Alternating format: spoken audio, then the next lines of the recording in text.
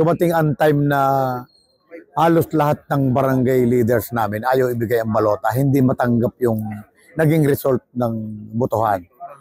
Kasi doon pa lang sa trending, lahat ng boto ng mayor at vice mayor, pare-parehas 400 plus. Tapos ako 200 lang. Ultimong sa barangay ko ganon. Nagtaka ko, inalaw nila ng election officer, yung City Hall employees, naging support group nila, lahat nasa presinto. City Hall employees. Marami kaming kuhang video, picture, na nagpapatunay na City Hall employees. Siyempre, pag City Hall employees, may influensyahan mo botante. Di ba? Yan, ito.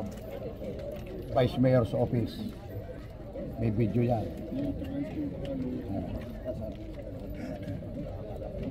Nasa Masin. City Hall employee.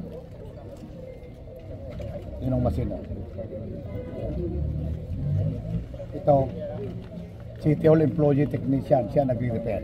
Sila po ay mga support staff ng ating mga electoral board. Actually po, sinabi namin sa kanila na huwag sila dun sa loob. Kasi they will assist lang naman po yung ating mga botante sa paghahanap ng mga pangalan nila doon sa labas.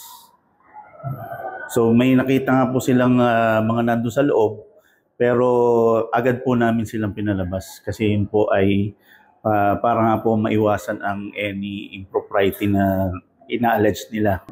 They should just file a protest kung gusto po nila.